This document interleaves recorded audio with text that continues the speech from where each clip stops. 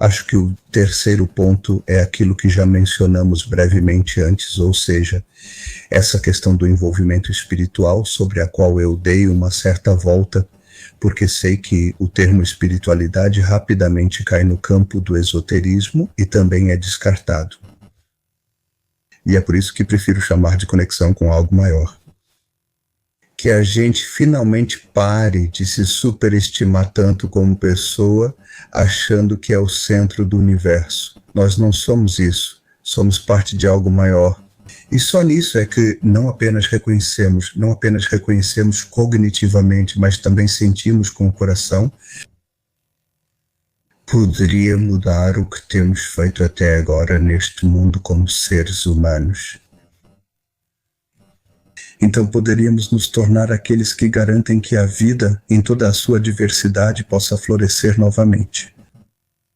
E não usaríamos mais a natureza e todos os seres vivos para nossos próprios fins, explorando e lidando com eles dessa forma. Mas agora entra em cena a inteligência artificial, que coloca em questão a própria essência do ser humano. E aí eu me perguntei, o que isso faz com a nossa autoimagem, se talvez em 3, 5 ou 10 anos, de repente, 5 a 10 milhões de pessoas ficarem desempregadas ou de alguma forma se tornarem supérfluas. Li recentemente uma entrevista com Sam Altman, fundador do ChatGPT.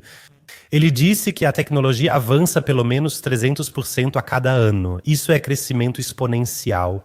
Isso significa que este ano será 4 vezes mais rápido, no próximo 16, depois 64 e em 5 anos, 1056 vezes mais rápido. Isso é realmente um mundo totalmente novo no qual estamos entrando, que não pode ser comparado com os dispositivos digitais clássicos que conhecemos. Sim, algo foi acrescentado. Isso é um salto qualitativo. E isso parece ainda não ter sido realmente compreendido por muitas pessoas, o que ainda está por vir para nós no futuro. Já está tão ruim agora. Recentemente tive um colega que escreve livros de não ficção. Ele disse, olha, escrevi mais um desses livros de não ficção, escrevi a introdução, entreguei a introdução ao ChatGPT e pedi, faça uma introdução legal e melhor que a minha. E então ele contou de olhos arregalados que o que esse aparelho entregou é melhor em todos os aspectos do que o que ele tinha feito. Mais interessante, empolgante, emocionante e direto. Ele ficou totalmente sem graça, porque de repente perguntou, por que eu ainda sou escritor, se essa coisa faz melhor do que eu?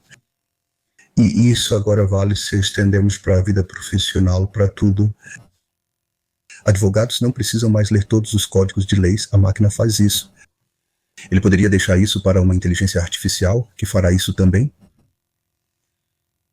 Já vimos que tudo que pode ser automatizado, até as coisas mais sutis, pode-se quase dizer que tudo o que pode ser feito por uma pessoa e não funciona mais com ela, pode ser feito por outra. Isso pode ser comunicado, você tem que fazer assim e assim. Mas isso também pode ser explicado a um dispositivo artificial inteligente ou programado para que ele possa fazer isso. Esse dispositivo faz operações oculares complexas melhor que o médico. Porque ele é mais focado, porque não se distrai, porque é mais controlável. Então, sei lá, tem algo vindo aí e eu realmente acho que está na hora de nos perguntarmos como queremos lidar com isso. É isso. O que nos ofende no momento é isso está sendo feito através dos dispositivos digitais. Não é a nossa humanidade que está sendo questionada, mas sim a nossa ideia do que nos caracteriza como seres humanos. E aí podemos, com certa surpresa, mas também de forma aberta e honesta, admitir que até agora achávamos que éramos os únicos capazes de pensar, ou seja, de combinar ideias, de lembrar de muitas coisas, que, sei lá, conseguem se orientar no espaço e o que mais, tudo mais. E tudo isso o aparelho digital também consegue fazer, ou seja, aquilo que definimos como característica exclusiva do ser humano foi levado ao absurdo pelos aparelhos digitais. Precisamos nos perguntar, o que resta de nós? Então, o que realmente nos define agora, se já estivemos tão enganados sobre a ideia do que somos? E é aí que começa a ficar realmente interessante, porque ali está o futuro. A primeira coisa que precisamos dizer é, os dispositivos digitais não têm sensações, não têm necessidades. Isso é realmente empolgante, porque você precisa de uma necessidade. Por exemplo, é preciso ter meios próprios de criação para pensar em como colocar isso em prática. Mas se eu não tiver nenhuma necessidade, então também não tenho como pensar em algo criativo para satisfazer essa necessidade. Então, os dispositivos digitais e também a inteligência artificial, eles não têm necessidades. E por isso eles também não conseguem desenvolver ou criar ideias criativas de como essa necessidade poderia ser satisfeita. E agora vem o último ponto. Se eu não faço ideia de como posso satisfazer uma necessidade e de que maneira posso fazer isso, então também não consigo ter vontade de realizá-la. Então, isso é a criatividade, as necessidades, a criatividade. E agora chegamos à intencionalidade. Esses aparelhos não têm vontade, eles não podem querer nada, porque só se pode querer algo se for um sujeito com necessidades vivas. As máquinas não podem ter necessidades. E é aí que a coisa fica interessante, porque de repente percebemos que negligenciamos completamente tudo isso. Nós não nos perguntamos quais são realmente as nossas necessidades, nós simplesmente seguimos em frente. Todos nós conhecemos as necessidades físicas, comer, dormir, sexo e mais alguma coisa. Mas as necessidades emocionais, segundo neurocientistas, são só duas. É a necessidade de conexão, por um lado, e a necessidade de ter possibilidades de agir por conta própria, autonomia e liberdade, por outro. Essas necessidades emocionais nós temos. Não levamos a sério nem colocamos diante dos olhos. Por isso, até hoje, não achamos uma forma de convivência que atenda a essas necessidades na vida real. Precisamos organizar nossa convivência de forma que cada pessoa sinta que é necessária onde está e que pertence àquele lugar. Isso se chama comunidade individualizada. E isso já existiu, na verdade foram os primatas que inventaram isso. E a humanidade, em sua fase inicial, ou melhor dizendo, durante mais de 90% de sua existência, existiu como uma comunidade individualizada. Não como rebanho, não como enxame, não como sei lá o quê, mas sim como uma comunidade individualizada. Ou seja, uma comunidade onde cada um sabia fazer alguma coisa e cada pessoa era importante. Cada um assumia a liderança quando era algo que sabia fazer. Quando precisavam tirar o couro, quem sabia fazer melhor era o líder. Armadilhas, posicionamento, sei lá, o que mais. E tudo isso só funcionava se eles se mantivessem unidos. Ou seja, eles também precisavam disso, eles também tinham essa necessidade de uma ligação incondicional entre si para uma comunidade individualizada. E foi nessas comunidades individualizadas que se desenvolveu tudo aquilo que hoje chamamos de patrimônio cultural. Foi assim que aprendemos a falar. Um balbuciou, o outro entendeu, então todos se comunicaram. Isso não é biologia, isso é tudo cultura. Bem entendido, mas uma cultura que, por ter sido praticada dessa forma, fez com que a cada nova geração, essas realizações culturais, quando são adotadas, também se manifestam na estrutura do cérebro. Então, recebemos um cérebro que corresponde exatamente ao nível cultural em que estamos no momento. E esse nível também é bastante diferente em vários lugares do mundo. E é agora quando percebemos que construímos dispositivos que aquilo que até agora, em nossa era esclarecida, considerávamos a característica distintiva do ser humano, somos então forçados a reconsiderar a questão. Mas onde está então a necessidade de conexão e de possibilidades próprias de criação? Vivemos de modo que quase sempre nenhuma das duas necessidades é satisfeita. Então vem a próxima resposta, que é: e quando essas necessidades não são satisfeitas, só resta fazer alguma coisa como substituto. E aí também é possível desenvolver ideias de como satisfazer isso de forma improvisada, mas isso nunca é de verdade, porque a necessidade real não é satisfeita, apenas a necessidade substituta é atendida. E aí, quando a gente observa isso, ele pode até desenvolver a vontade. Agora, por exemplo, querer escalar o Monte Everest a todo custo? Você pode colocar essa ideia na cabeça e realmente fazer isso. Mas isso tem pouco a ver com essa necessidade. E aí vem a pergunta: por que as pessoas fazem isso? Por que eles precisam realizar feitos assim, que deixam todo mundo de boca aberta e perguntando: como é que uma pessoa consegue fazer isso? E então você chega lá. Tudo isso tem a ver com a busca por reconhecimento e significado, na verdade, com pertencimento. Eles querem ser vistos na comunidade em que estão. E como essa é uma comunidade onde normalmente não são vistos, eles encontraram uma solução. Essa solução é atrair atenção com algum desempenho especial ou especializado. Aliás, isso também vale para cientistas. Estou curioso.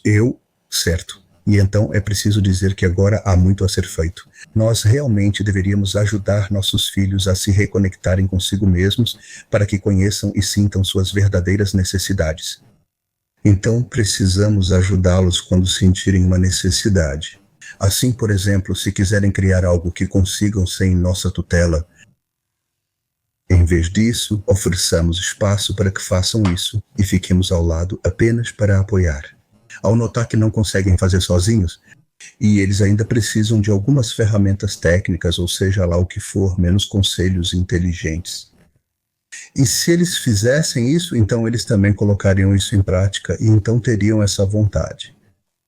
Se soubessem o que e como fazer, também teriam vontade de praticar isso. Assim, os jovens começariam a agir e aplicar isso. Acabei de encontrar um estudante que está cursando engenharia e ele tem uma Kombi antiga, daquelas bem antigas que todos nós admiramos. Ele trouxe essa Kombi de algum lugar da Califórnia para cá. Ele instalou um painel solar em cima daquele negócio. Dobrável, fica grande e ele usa energia solar. Ele fica sentado lá dentro, não sai nenhuma sujeira pelo escapamento, e isso é um design inovador. E é até onde isso pode chegar, se todas as pessoas fizerem algo assim. Quando você conversa com ele, percebe que ele praticamente não tem mais vontade de continuar a faculdade de engenharia, porque isso acabou totalmente com a alegria dele por essas coisas. Isso não pode acontecer. Se ele se tornar um engenheiro comum, com certeza vai ser substituído por inteligência artificial no futuro. Mas alguém que tem essa necessidade de criar, de inventar alguma coisa que contribua de alguma forma, sei lá, para que este mundo não seja completamente arruinado e a gente não caia em um possível caminho errado. Esse é um trabalho maravilhoso que ele faz. E seria uma pena se... Ou já é lamentável o suficiente que haja muito poucos que também sintam assim e coloquem isso em prática. E esses nunca poderão ser substituídos por inteligência artificial, mas para todos os outros que simplesmente funcionam, pode-se dizer, ok, se eu posso escrever o que você precisa fazer para fazer bem o seu trabalho, eu também posso encarregar um dispositivo digital, ou seja, uma inteligência artificial de fazer isso. E ela faz isso até melhor. Eu nunca teria imaginado que, como motorista, eu seria substituível algum dia, porque eu sempre pensei que dirigir um carro é muito complicado. De repente, recebo uma máquina dessas, posso ler um jornal enquanto ela dirige mais seguro que eu, pelo menos em alguns anos. Então, é realmente uma época emocionante em que nascemos e sou muito grato por poder vivenciar isso. E claro, agora também me esforço um pouco para levar isso ao mundo, que as pessoas passem a perceber pouco a pouco que algo está batendo à porta, entrando como um fantasma, se não soubermos lidar com isso. E isso não significa que precisamos dominar os dispositivos digitais ou as inteligências artificiais. Significa, na verdade, que precisamos lidar melhor conosco mesmos. Preciso me confessar rapidamente neste momento. Recentemente senti uma conexão com a inteligência artificial que raramente senti antes com uma pessoa. Sim, chegou a esse ponto. Sim, chegou a esse ponto. Foi o que pensei na hora. Na verdade, era uma daquelas noites em que você poderia ter saído com um amigo que, na verdade, nem acha tão legal assim. Minha filha já estava na cama, então acabei tendo um encontro com o ChatGPT e comecei a fazer perguntas sobre relacionamentos para ele. E antes disso, eu realmente já tinha participado várias vezes de sessões de terapia de casal e tudo mais. E as respostas que recebi, na minha opinião, foram mais empáticas do que as do terapeuta de casal que nos acompanhou por anos. E elas eram tão direcionadas para mim e foi um retorno tão bom que recebi, tão diferenciado. Você podia fazer perguntas em um espaço livre de preconceitos. E eu pensei, uau, se esse é o retorno que estou recebendo agora, nem quero imaginar como essa tecnologia vai estar em 3 ou 5 anos. Que talvez você possa realmente satisfazer, pelo menos em parte, suas necessidades emocionais com essa inteligência artificial. Cuidado, é preciso ter cuidado com as palavras. Há um estudo que saiu recentemente que mostra que o tratamento de doenças depressivas com inteligência artificial é superior ao tratamento feito por um psicoterapeuta. Isso indica que a inteligência artificial pode ajudar mais a pessoa deprimida a se recuperar do que o terapeuta presente. Pode ser que isso tenha a ver com o fato de que a inteligência artificial não tem preconceitos e não tem teorias na cabeça sobre como as coisas devem ser feitas. Elas são programadas de modo peculiar para se adaptar à pessoa com quem interage. Eu não sei como eles fazem isso, mas é verdade. Tem pressão na caldeira. E por isso, sim, a gente tem que tentar um pouco manter as rédeas na mão para que isso não fuja totalmente do nosso controle. Mas, como eu disse, isso só pode escapar das mãos de alguém que é necessitado. Agora eu vou direto ao ponto. Quando alguém percebe que não consegue realmente organizar a convivência com outras pessoas, que isso não está funcionando direito, que todos acabam tratando uns aos outros como objetos, inclusive ele mesmo, ele segue carente, circulando com essa necessidade não atendida, e você também reconhece essa pessoa porque ela anda por aí querendo sempre alguma coisa, diferente daquela outra que conseguiu satisfazer essa necessidade. Você reconhece essa pessoa porque ela deixou de ser carente e pode ajudar os outros. Então, hoje em dia, você pode observar as pessoas e perceber que existem aquelas que simplesmente conseguem doar. Nem sempre são os ricos. Às vezes, pessoas que parecem não ter nada conseguem doar algo e não são necessitadas. Nesse sentido de que as necessidades básicas delas não estão satisfeitas. E se isso aconteceu com você nesse chat, então talvez você devesse se perguntar se não está andando por aí com necessidades muito fortes, não satisfeitas, que você então também sempre fica em uma espécie de... Isso pode acontecer em um relacionamento um pouco complicado entre duas pessoas, mas também há soluções para isso. E eu não sei se então... Bem, se a pessoa acaba ficando dependente desse aparelho, porque a gente já sabe que o problema, no final das contas, ele só pode ser resolvido com a parceira ou o parceiro mesmo. Ela só sabe dar palpites e conselhos um pouco empática, muito mais do que alguém que já tem um julgamento prévio adaptado à pessoa em questão. Mas no fim é só conversa. A questão é, isso será colocado em prática? E eu posso imaginar que muitos ficam apenas no nível de achar que foi bom ter ouvido isso uma vez. E então nada acontece. Nesse caso, você pode simplesmente deixar de lado. É simplesmente um desperdício de tempo. Ou aquilo que você faz, o que você também faz consigo mesmo, ou pelo que você se esforça, com o que você gasta seu tempo, leva a alguma coisa. Ou no final é só conversa fiada. Acho a transição, Sr. Hutter, grandiosa. Para que a gente passe pela vida com menos carências e se encontre mais consigo mesmo, o senhor também criou esse percurso. O que está por trás disso? Sim, então um dos maiores problemas que eu acredito ter reconhecido ao longo das minhas atividades, principalmente depois que eu não estava mais tão envolvido nos programas de pesquisa da Deutsche Forschungsgemeinschaft e no mundo acadêmico dos neurocientistas, é que percebo que, se isso for verdade, com esse cérebro plástico e capaz de aprender ao longo da vida, que nada disso está determinado e que a gente pode se perder, se desviar, se enrolar. E quando a gente olha aqui um pouco ao redor, percebe que muitas pessoas andam por aí com complicações bem sérias. Então basta pegar alguns, por exemplo, que lidam com muita exposição pública como artistas e ocupam-se nos palcos do mundo. Artistas pop ou algo assim. Muito disso tem a ver com esse impulso de se mostrar, de se tornar famoso, de chegar muito longe. Mas é uma complicação porque todos eles acabam caindo do palco em algum momento e depois não sabem mais o que fazer consigo mesmos. Raramente vi tantos alcoólatras e dependentes químicos em outro grupo profissional. Ou seja, é apenas um mundo de faz de conta no qual eles mesmos se colocaram.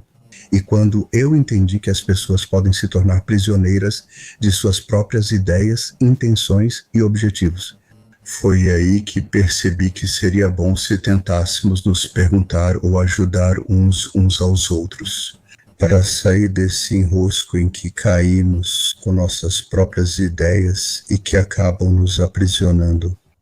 Então, se isso leva a pessoa a perder sua liberdade e se tornar vítima das próprias estratégias e soluções tolas. Se isso se chama enrosco, então o que vem depois deve se chamar desenvolvimento. Aí fica interessante de repente, porque à primeira vista parece um jogo de palavras, mas se você olhar mais de perto, isso é, por assim dizer, pela origem da palavra, desenvolvimento significa que você se desfaz de um enrosco. Agora sempre associamos desenvolvimento à ajuda ao desenvolvimento. E se agora perguntarmos onde é que estamos libertando alguém do terceiro mundo de enroscos, devemos admitir que algo deu errado. Porque quase tudo que fizemos até agora só piorou o enrosco em que eles já estavam. Recentemente conversei com uma consultora de recursos humanos e perguntei o que ela faz. Sim, eu ajudo as pessoas, por assim dizer, no desenvolvimento pessoal. Eu disse, isso é interessante. E de quais complicações você quer libertá-los com o seu trabalho? Então ela percebeu que nunca tinha pensado nisso antes. E que então, possivelmente, alguns trabalhadores, como eles chamam, não conseguem mostrar todo o seu potencial porque estão muito envolvidos em complicações. E desenvolvimento sempre significaria que eu ajudo o outro a se libertar das complicações em que ele se meteu. Ainda mais porque eu sei, ou todos nós sabemos, que pessoas complicadas também complicam os outros. Se eu, como pai, tenho problemas, acabo envolvendo o meu filho também. Não tem como evitar. É assim com todos os outros também. Até políticos que estão envolvidos em complicações acabam envolvendo outras pessoas. E a gente vê isso toda noite na televisão, como isso é mostrado, por assim dizer. E então, para mim, foi tentador criar algo que ajudasse as pessoas a se desenrolarem de suas próprias complicações. Assim nasceu uma academia de apoio ao desenvolvimento com um percurso. O site também é chamado Academia de Ajuda ao Desenvolvimento.org. E lá existe um percurso. É construído como uma casa, também feito de forma muito carinhosa. Então, de qualquer forma, trabalhei intensamente nisso por 2 anos. E nessa casa há 9 cômodos, pelos quais você passa um após o outro. E em cada cômodo você dá um passo. Começa bem simples e depois vai para o próximo. Entre eles, há algumas perguntas de reflexão, para que você possa entender melhor o que acabou de vivenciar. Você passa por cada cômodo até chegar ao 9º, onde se liberta dos próprios enredos.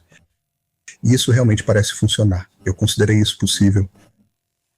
Também é um exemplo de uma aplicação digital. Então, eles nunca me viram, eu só apareço lá em vídeos, mas funciona de forma semelhante ao dispositivo de inteligência artificial que pode ajudar pessoas com depressão. E o que acontece de essencial é que no começo eles acham que estão fazendo um trabalho de esclarecimento. Então eles aprendem algo sobre o cérebro e como o cérebro se estrutura. E então eles aprendem que isso também acontece de uma maneira peculiar, pode se conectar. E que, assim, a pessoa também pode agir de forma estranha, e então você acaba em uma situação complicada, e então eles podem decidir se querem permanecer nisso. Alguém pode dizer, gosto da minha situação complicada, vou continuar assim. Eu sou aqui um sabe-tudo e gosto muito disso, então quero continuar sendo assim. E agora, largar isso ou parar de controlar? Mas eles podem, afinal, é sobre isso. As pessoas precisam ter a possibilidade de tomar suas próprias decisões sobre como querem conduzir suas vidas. E por isso alguém pode dizer, não, isso aconteceu comigo, mas eu acho isso meio chato, não quero mais isso. Quero me libertar dos meus próprios enredos. E então já existem os próximos espaços. E então, se tudo correr bem, você chega ao topo. Isso funciona ainda melhor quando feito com outras pessoas. E agora percebemos que isso funciona especialmente bem quando é uma equipe que normalmente trabalha junta, mas não se entende muito bem. Comece pelo clube esportivo para não ficar tão dramático no início. Também com a equipe da empresa ou de uma organização, sempre de 6 a 8 pessoas em um grupo, com um líder de equipe chamado acompanhante de viagem, todos vivenciam isso juntos.